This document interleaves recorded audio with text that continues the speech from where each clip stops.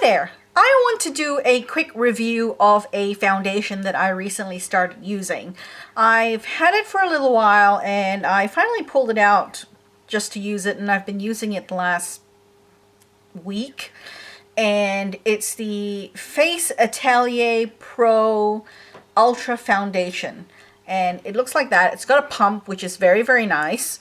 It's 20 mils, which is not huge, which is okay too. And I'm in the shade number 2. And I can't remember where I bought this, but I don't remember where I bought this. But I started using it and I've heard some good things about it, and I thought it was sort of a fairly good quality professional makeup, because Face Atelier is a professional makeup brand. And you know, I got pretty excited about it and I thought I'd try it. And the thing is, I'm not impressed.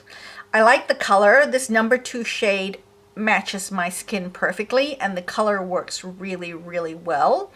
But the foundation itself is really, really, what's that word? Really, really watery. And it's got a slightly greasy feel to it. And it slips a great deal and it just doesn't apply well. And it goes on, like I normally use my fingers to apply my foundation, and I can pretty much apply just about any foundation, you know, relatively well with my fingers, and it's not a problem. You know, I would say 90, 95, even 98% of my foundations I have no problems applying with my fingers. But this foundation looks very, very streaky. And it doesn't have good coverage. The coverage is only light and barely there light. And I would say I prefer a medium coverage foundation, even though I don't need a lot of coverage. But if I'm going to wear foundation, I want to not look like I'm wearing foundation, but I want something that would cover things up. And I just found it didn't cover well. It looked streaky and patchy. And it didn't last a very long time either. I mean, yesterday I put on the foundation and today I've got it on as well. And I really don't know if you can see because I've got powder over top of it. But I can tell just looking at it, you know, I've had it on for about 4 or 5 hours and it's starting to wear off. And it's starting to look patchy and it's sticking to my dry patches. And like yesterday, by the end of the day, I had it on for about 6 or 7 hours, which is not long. And it was looking, it like had worn off and it was looking really, really patchy and really streaky. And it looked like I had flaky, dry skin all over my face. And I just did not like that look. And I don't know, maybe I'm not giving this enough of a shot or enough of a try, but I'm just not happy with it. And it just doesn't feel like it's, you know, the coverage is not there and I have to touch it up all the time. I've had this foundation on now for, let's see, 9, 10, 11, 12, 1. So I've had this foundation on for 4 hours and I've had to touch it up. And touch it up not because I'm greasy, but touch it up because it's wearing out in places and it looks patchy and I've had to powder. So I'm just not a fan. And you know, I have other drugstore foundations which are much, much cheaper than this, that are not professional, you know, foundations, and they perform a lot better.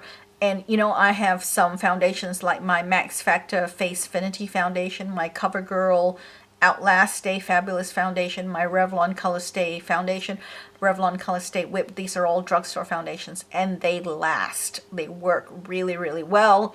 And I've tried this with different primers as well. I thought, oh, maybe, you know, it's because my primer, I'm wearing the wrong primer with it. And I've tried this with different primers on as well. And, you know, I've tried it with primers that I know work on me and work really well. And it's still, after a few hours of wear, comes off patchy and flaky looking and I need to touch up. And then, you know, when I touch up with the powder, I end up looking really cakey. instead of it, you know, getting a really nice flawless finish and nice look. Whereas, you know, with, you know, the other foundations that I've mentioned, I can get 12 hours out of those foundations, and with a light touch up or just with some blotting if necessary, if I get oily in my T-zone, and it doesn't look patchy. So I'm not a fan. This is what it looks like. Have I showed this to you? This is what it looks like. And I think this is, I don't know, I don't want to throw it away because it's still like full of foundation and it just seems like such a waste, but it's also a terrible foundation. So, you know, unless I'm sort of going out and I think I want to wear a foundation for an hour, then I might use this. But even so, the coverage is just eh. So I don't know. I have BB creams that work better than this. So I don't know. I might keep it for a little while and then get fed up of it hanging around and then just tossing it out, or maybe I'll just put it in my empties and fails and do that. So yeah, that's my review of the Face Atelier Pro Ultra Foundation. I am not a fan. Unfortunately, I really wanted to be a fan and I was really excited about it because it's a pro foundation, you know. It's supposed to be fabulous because it's a professional product, but no such luck. Anyway, that's it for me. If you haven't already, please like, comment, and subscribe, and I will see you in my next video. Thanks for watching. Bye!